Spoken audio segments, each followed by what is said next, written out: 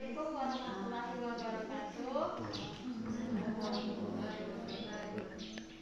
Yang saya hormati Bapak Ibu rekan mahasiswa tiga Terbuk Tinggi Barat yang sudah berkenan meluangkan waktunya untuk mengikuti materi pembahasan dari saya mengenai budaya positif. Puji syukur kita ucapkan kepada Allah Subhanahu wa Ta'ala atas rahmat dan keberkahannya sehingga kita masih bisa berkumpul sampai saat ini. Salawat beserta salam juga tak lupa kita hadiahkan kepada baginda Rasulullah. Allahumma sholli ala Muhammad wa ala ali Muhammad.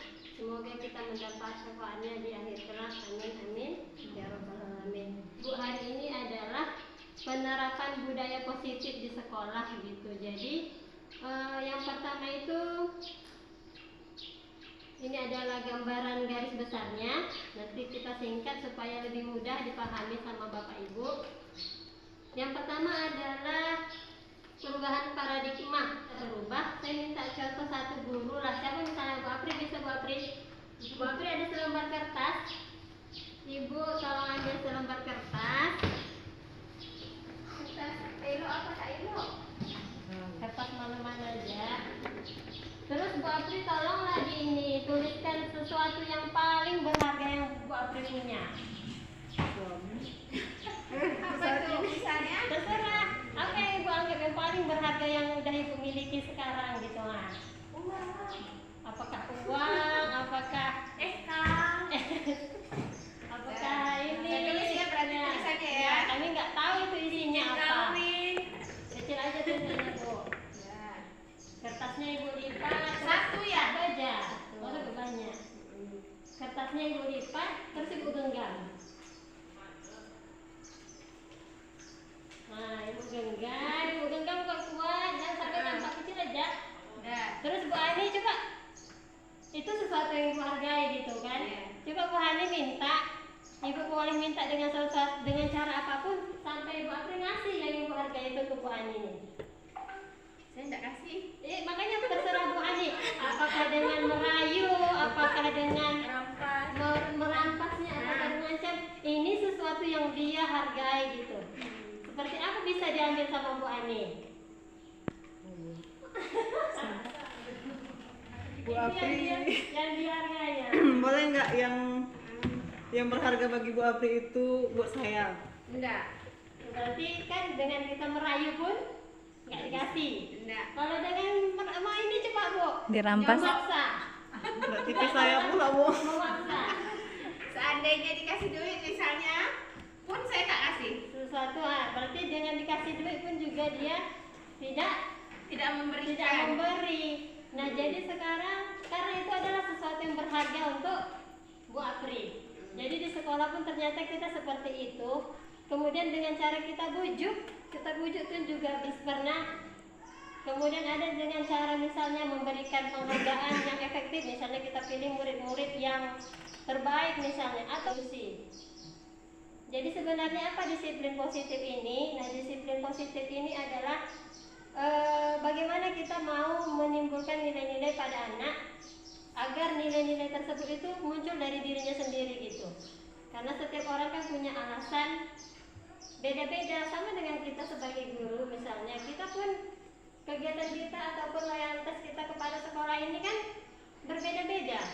Semua punya latar belakang yang berbeda-beda, ada alasan tertentu. Bagaimanapun misalnya saya mengapakan Bapak Ibu membuat peraturan supaya datang ini atau membuat apapun supaya ini, tapi kalau memang itu semua nggak muncul dari diri Bapak Ibu, sampai kapanpun itu tidak akan terbentuk. Maka seperti itulah kita gitu. Jadi kedepannya apalagi kurikulum Merdeka ini, bagaimana membuat disiplin positif itu berarti bagaimana kita mendisiplinkan anak tanpa hukuman ataupun tanpa penghargaan. Nah, bagaimana supaya muncul nilai yang diyakini sama anak-anak itu sendiri gitu. Nah, jadi nilai apa yang mau kita tuju? Yaitu nilai profil pelajar Pancasila. Ada 6 profil pelajar Pancasila, mulai dari beriman, mandiri, bernalar kritis, kebinekaan global, bergotong royong, dan kreatif. Nah, nanti ini bagaimana cara menuju nilai ini, nanti kita diskusi lagi bersama. Nah, jadi Bapak Ibu, kita juga ternyata harus memahami ada kebutuhan dasar anak yang harus kita penuhi. Sama dengan kita juga sebagai guru, kita juga ternyata punya kebutuhan dasar. Jadi anak-anak itu juga seperti itu. Ada 5 kebutuhan dasar, mulai dari bertahan hidup, kasih sayang, penguasaan, kebebasan, dan kesenangan. Jadi alasan dia bertindak itu ya karena ini, karena 5 alasan ini. Misalnya kalau di kelas tuh anak ada yang ada yang kurang ini kan dengan pelajaran kita kan, kurang ngeh, misalnya kurang mau diajak ini, pasti ada salah satu dari sini yang belum sesuai. Pasti ada salah satu dari sini yang belum terpenuhi. Buat aja lah di bagian kesenangan. Ternyata dia belum senang dengan pelajaran kita. Yang belum terpenuhi. Jadi semuanya anak tuh punya alasan dalam bertindak. Atau ada juga yang ternyata kita pahami dari anak-anak itu yang jelas. Mulai dari sekarang kita mengubah paradigma. Apapun yang dilakukan anak itu semuanya ada alasannya. Kalau selama ini kan kita bahkan mungkin saya aja lah, semua sama rata gitu, nggak ada tuh alasan aja dong gitu kan. Walaupun memang hak guru yang memegang kendali, apapun yang dilakukan anak itu semuanya salah kayak gitu karena nggak sesuai dengan peraturan kayak gitu. Jadi ada paradigma yang harus kita ubah. Nah ini dia Bapak Ibu, ada teori motivasi. Jadi anak-anak itu juga bertindak berdasarkan 3 hal. Yang pertama karena menghindari hukuman. Yang kedua karena pengen dapat imbalan. Dan yang ketiga memang karena dia yakin terhadap nilai yang dia yakini tadi. Misalnya, kenapa anak masukkan baju nih sekarang? Ya tentu kalau ditanya jawabannya apa? Karena takut dihukum. Semua kan yakin. Itulah nilai yang diyakininya. Tugas kita adalah bagaimana memunculkan anak itu menghargai atau meyakini nilai itu sendiri. Itu adalah tujuan dari disiplin positif tadi. Nah ini dia, ternyata hukuman dan penghargaan juga tidak mampu mendisiplinkan anak. Coba kita review kembali Bapak Ibu. Pernahkah enggak kita menghukum anak? Pernah, Bapak Ibu semua pernah menghukum anak?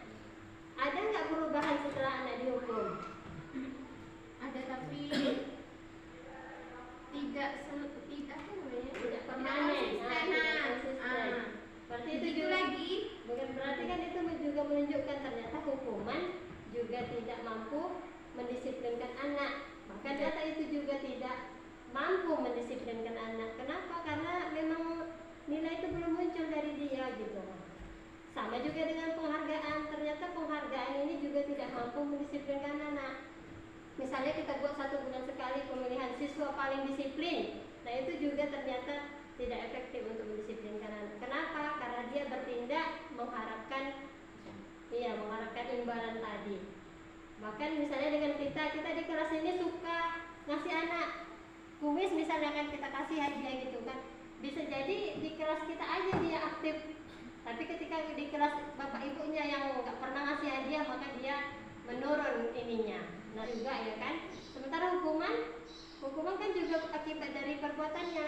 Jadi di mana kira-kira perbedaan konsekuensi dan hukuman? Kita bisa lihat ini contohnya Bapak Ibu. Kalau kira-kira kita mau memilih nih, ini termasuk hukuman atau konsekuensi? Mencatat 100 kali di dalam buku, saya nggak terlambat.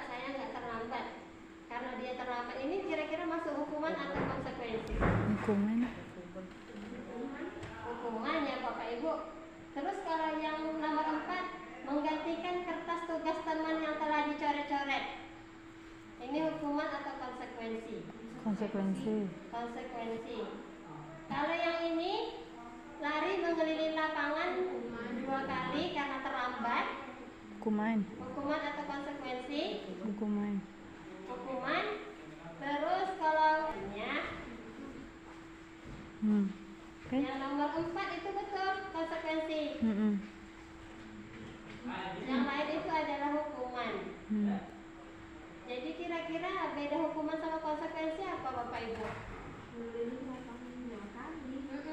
Karena terlambat 10 menit untuk pelajaran PJOK, buat menjadi hukuman gitu. Oke. Jadi hukuman sama konsekuensi itu, hukuman tuh nggak nyambung dengan perbuatan dia. Nah, salah satu yang mau kita terapkan untuk kedepannya, bagaimana membentuk disiplin positif pada anak itu berarti ada namanya istilah restitusi. Restitusi ini apa? Restitusi ini adalah proses di mana kita memperbaiki kesalahan anak dan membantu anak menemukan solusi atas permasalahannya. Ini dia 5 posisi kita dalam kehidupan sehari-hari ketika di sekolah. Saya pernah sebagai penghukum, saya juga pernah sebagai pembuat rasa bersalah, ada sebagai teman, ada sebagai pemantau, dan ada sebagai manajer. Kira-kira di antara semua ini manalah yang ideal yang mau kita lakukan sebagai guru? Penghukum ini, yaitu tadi anak apalah kira-kira kesalahan anak? Nggak pakai seragam. Jadi tanpa tahu alasannya, udah nih nggak pakai seragam mau cuci WC, nah gitu. Ini udah nggak pakai seragam, sesuka hati kita.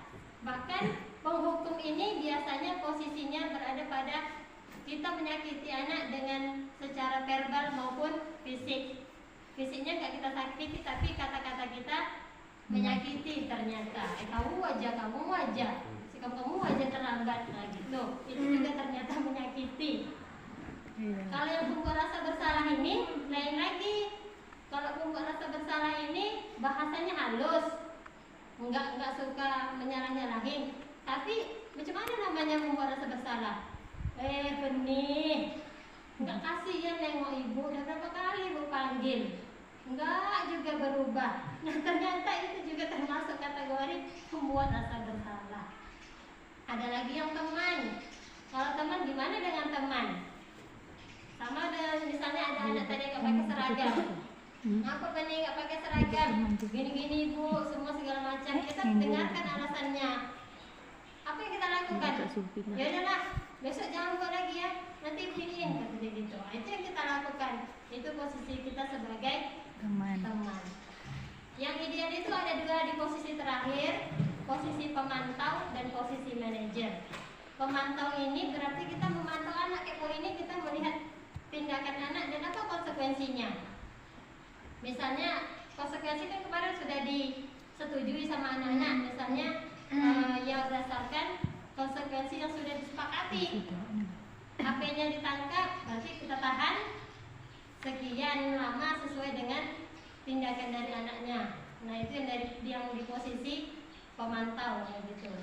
Nah yang paling ideal sekali yang mau diharapkan dari kita semua untuk kedepannya itu adalah posisi manajer. Seperti apa posisi manajer ini? Berarti kita posisi kita membantu anak bagaimana supaya anak mampu mempertanggungjawabkan semua perbuatannya. Kemudian kita juga membantu anak untuk menemukan solusi atas permasalahannya. Jadi kalau mau jadi manajer itu seperti apa caranya, kan begitu. Karena selama ini kan kita seringnya di posisi penghukum ataupun pembuat rasa bersalah, ataupun bisa jadi sebagai teman. Jadi kalau mau jadi posisi manajer, maka kita harus melakukan restitusi. Mau buat restitusi itu seperti apa langkahnya? Ada beberapa langkah dalam melaksanakan kegiatan restitusi terhadap anak. Jadi untuk melakukan restitusi ada 3 langkah Bapak Ibu. Yang pertama, memvalidasi dulu kebutuhannya, ataupun yang pertama boleh menstabilkan identitasnya. Yang ketiga, menanyakan keyakinan. Yang jelas yang mana saja boleh duluan. Jadi kalau menstabilkan identitas ini apa yang mau kita lakukan gitu? Misalnya anak berbuat kesalahan, terus kita mau restitusi. Berarti kan kita melaksanakan 3 langkah nih. Validasi kebutuhan, stabilkan identitas, dan menanyakan nilai yang diyakininya tadi. Jadi kalau menstabilkan identitas itu apa yang mau kita bilang? Atau kalau mau validasi kebutuhan apa yang mau kita bilang ke anak? Kan seperti itu. Kalau distabilkan identitas biasanya inilah yang sering dikatakan. Kalau saya sih bilangnya apa? Iya paham lah ngapa kamu kayak gitu kan gitu. Dia itu paham kenapa kamu terlambat, jalannya jauh kah atau hondanya mogok kah. Yang jelas kita memahami situasi anak. Kita nggak langsung bilang itu ini seperti ini, itu salah atau apa. Yang pertama kita paham dulu terhadap kondisi anaknya. Terus yang kedua, sudah stabil identitasnya, maka kita validasi kebutuhannya. Kira-kira alasannya nggak pakai seragam, nah seperti itu. Terus yang ketiganya, menanyakan keyakinan. Keyakinan apa? Yang nilai yang tadi, yang mau dituju tadi. Ada beberapa nilai yang disepakati dengan anak, gitu. Terus tahap selanjutnya, supaya kita punya keyakinan, maka kita bentuklah keyakinan kelas. Biasanya berasalnya dari murid kita suruh sendiri. Terus kalimatnya dalam bentuk positif. Sebagai contoh yang sudah saya buat di kelas 12 tuh Bapak Ibu. Itu keyakinan kelas dari mereka sendiri. Saya tanyain selama ini apa yang tidak menyenangkan ketika berada di dalam kelas. Oh, banyak macam nama-nama hewan. Nah, ternyata ada. Itulah yang ternyata dialami anak. Nah, jadi itu kami rumuskan sehingga dari pernyataan-pernyataan itu dibuat dalam bentuk, berarti kan kayak itu Bapak Ibu tahapan membentuk keyakinan kelas. Jadi dengan adanya keyakinan kelas ini bisa kita laksanakan restitusi tadi gitu. Tapi bukan gini ya Bapak Ibu, bukan semua masalah anak itu atau semua tindakan anak itu direstitusi. Restitusi yang 3 tahap ini, keluar baju, sini, restitusi dulu. Ya enggak seperti itu juga. Mana kira-kira tindakan anak yang perlu penanganan dari kita ataupun perlu solusi dari kita gitu. Sebagai contoh, saya udah tamat itu, boleh pakai dulu sebelum punya baju yang baru seperti itu. Nah, jadi Bapak Ibu, sekian dari saya, mungkin itu dulu mengenai disiplin positif. Kedepannya nanti saya harap nggak bosan-bosan karena bakalan banyak lagi materi-materi yang bakal disampaikan. Nah, seandainya nanti ke depan ada Bapak Ibu yang pengen bagaimana ya cara menerapkan restitusi tadi, nanti Bapak Ibu boleh tanyakan ke saya gitu. Kita sama-sama belajar. Bukan berarti saya pun juga sudah ini. Saya pun masih ini juga karena kita belum terbiasa di posisi ini gitu. Nah, itu aja mungkin. Mudah-mudahan apa yang saya sampaikan bermanfaat bagi saya maupun bagi kita semua. Assalamualaikum warahmatullahi wabarakatuh. Waalaikumsalam warahmatullahi wabarakatuh.